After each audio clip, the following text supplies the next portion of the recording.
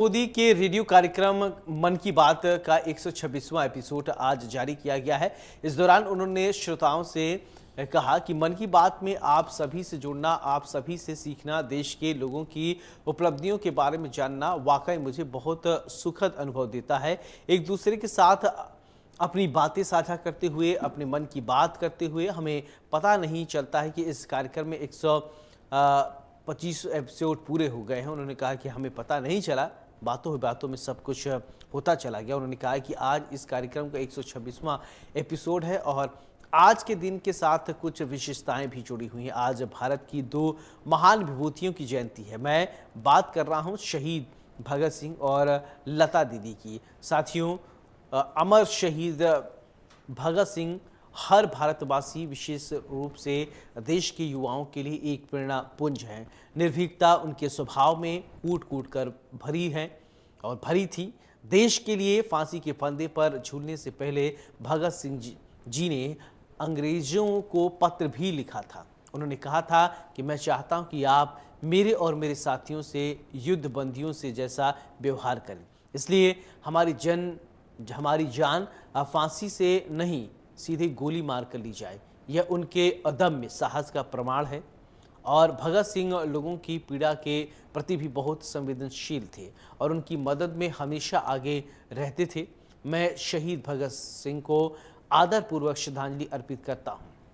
PM Modi ने कहा कि आज लता मंगेशकर की भी जयंती है। भारतीय संस्कृति और संगीत में रुचि रखने वाली कोई भी उनके गीतों को सुनकर अभिभूत हुए बिना नहीं रह सकता है। उनके गीतों में वह सब कुछ है जो मानवीय संवेदनाओं को झकझोरता है।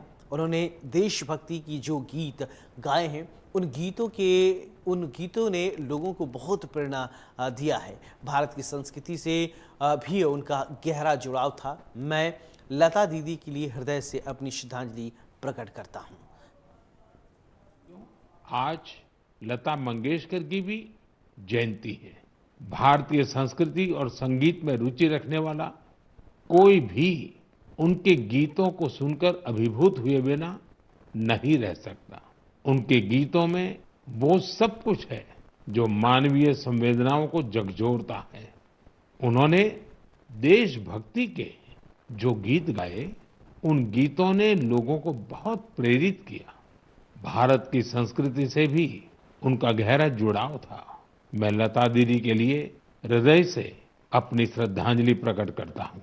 आज भारत की दो महान विभूतियों की जयंती है। मैं बात कर रहा हूँ शहीद भगत सिंह और लता दीदी की। साथियों, अमर शहीद भगत सिंह हर भारतवासी, विशेषकर देश के युवाओं के लिए एक प्रेरणा पुंज है। निर्भीकता उनके स्वभाव में कूट कूट कर भरी थी। देश के लिए फांसी के फंदे पर झूलने से पहले भगत सिंह जी ने अंग्रेजों को एक पत्र भी लिखा था। उन्होंने कहा था कि मैं चाहता हूं कि आप मुझे और मेरे साथियों से युद्ध बंदी जैसा व्यवहार करें, इसलिए हमारी जान फांसी से नहीं, सीधा गोली मारकर ली जाए।